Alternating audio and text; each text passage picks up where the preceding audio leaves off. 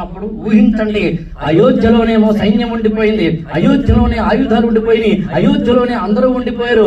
ఏకాకిగా తమ్ముడు మాత్రమే ఉన్న ఒకనొక వ్యక్తిత్వంతో ఎక్కడ ఉందో తెలియని భార్యను వెతుక్కోవడానికి ఋష్యమూక పర్వతం లాంటి వైపు వెడుతూ అక్కడ ఉన్న ఆ వాలి సుగ్రీవుడు వాళ్ళకి సంబంధించిన కథల్లోకి వెళుతూ అక్కడ సుగ్రీవుడినో జాంబవంతుడినో హనుమంతుడినో తీసుకుంటూ వానరులు కోతులతోటి యుద్ధం చేసి బ్రిడ్జి కూడా కట్టుకోవాల్సి వస్తే, ఇన్ఫ్రాస్ట్రక్చర్ కూడా కట్టుకోవాల్సి వస్తే కట్టుకుని ఎక్కడ ఉందో తెలుసుకుని ఎవరు శత్రువో తెలుసుకుని తెలియని శత్రువు మీద పోరాటానికి వచ్చిన నాకు తెలిసి ఒకే ఒక దేవుడు. మన జీవితంలో కూడా ఎప్పుడైనా ఎక్కడైనా ఏదైనా ఒక కష్టం వస్తే రాముణ్ణి తలుచుకుంటే మనం విజయం సాధించవచ్చని తెలిపేది బహుశా ఒక రామాయణం మాత్రమే. ఇంకొక నిమిషం మాట్లాడి ముగిస్తాను. మందస్మిత, పూర్వస్మిత, పూర్వభాషి, స్మితభాషి అని రాముడికి పేర్లున్నాయి. మందస్మిత అంటే నవ్వుతూ మాట్లాడటం అని. ఎవరితో అయినా ఎప్పుడైనా మనం మాట్లాడేటప్పుడు నవ్వుతూ పలకరించవయ్యా. రాముడు నవ్వుతూ పలకరిస్తాడు, సరే మనము పలకరిస్తాం. స్మిత భాష మాత్రమే కాదు, మిత భాష తక్కువ మాట్లాడతాడు.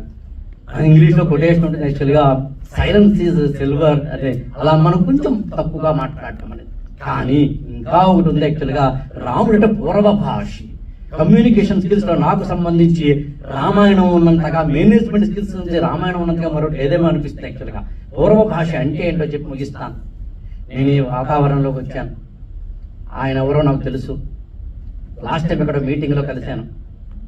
కానీ నాకు అనిపిస్తుంది, ఆయన పలకరిస్తే పలకరిద్దాంలే అనిపిస్తుంది, ఆయన పలకరించినప్పుడు చూద్దాంలే అనిపిస్తుంది, మనంతటా మనమే ముందుకెళ్ళి ఏం పలకరిస్తాంలే అనిపిస్తుంది.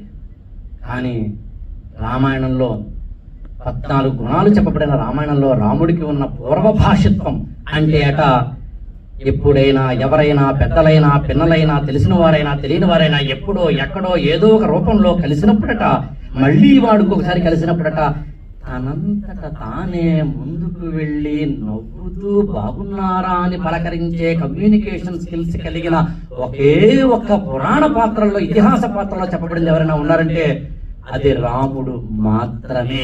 పూర్వ భాషిత్వం అంటే అర్థం అది. మనం కూడా అహంకారం కనుక తొలగితే మన ఇతరులతోటి మాట్లాడుతూ వెళతామనడానికి అదొక సూచన. తమ్ముడు ఎలా ఉంటారో, భార్య ఎలా ఉంటారో, లేకపోతే ఇతరత్ర మానవ సంబంధాలు ఎలా ఉంటాయో నాకు తెలిసి ఒక 20-30 గంటల పాటు ఏకధాటిగా మాట్లాడగలిగిన, రామాయణాన్ని అంత బాగా చదువుకుని దాదాపు 20-30 క్లాసులుగా నేను ఆల్రెడీ ఇప్పటికే యూట్యూబ్ లో వాటిలో పెట్టిన వ్యక్తిగా 5 నిమిషాలు మాత్రమే మాట్లాడాలి అంటే చాలా కష్టం. కానీ ఇది నాకు చాలా ఇష్టం. అవకాశం ఇచ్చిన పెద్దలందరికీ పేరు పేరున ధన్యవాదాలు, నమస్కారాలు. Thank you so much. ఒకసారి అబ్రహాం లింకన్ దగ్గరికి ఎవరో వెళ్ళి, సార్ మీరు మా సభలో మాట్లాడాలి అన్నట్ట. ఎంతసేపు మాట్లాడాలి అన్నారు. మీరు ఎంతసేపు అయినా మాట్లాడచ్చు, రిస్ట్రిక్షన్ ఏమీ లేదన్నట్టు. అయితే వెంటనే వస్తాను పదండి అన్నట్టు. లేదండి 5 నిమిషాలే మాట్లాడాలి అన్నట్టు. 3 రోజులు టైం కావాలన్నట్టు. అంటే అంత క్లుప్తంగా, అంత సమగ్రంగా మాట్లాడడం అనేటువంటిది అంత కష్టం అని అర్థం. ఔపచారికంగా వక్తని ముందు పరిచయం చేయాలి.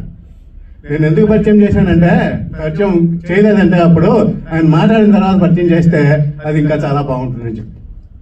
ఆయన వృత్తిరీత్యా ఐఏఎస్, ఐపీఎస్ అటువంటి సివిల్ సర్వీసెస్కి, స్టేట్ గవర్నమెంట్ చేసేటువంటి ఈ గ్రూప్ 1, గ్రూప్ 2 సర్వీసెస్కి కోచింగ్ ఇచ్చేటువంటి ట్రైనర్. గత 20 సంవత్సరాలుగా పనిచేస్తున్నారు ఆయన.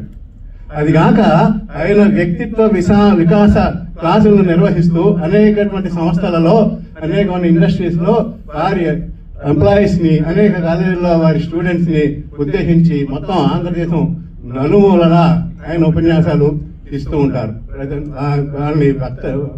ఛానల్ ను సబ్స్క్రైబ్ చేయండి, లైక్ చేయండి, షేర్ చేయండి. మా లేటెస్ట్ అప్డేట్స్ కోసం పక్కనే ఉన్న బెల్ ఐకాన్ ని క్లిక్ చేయండి.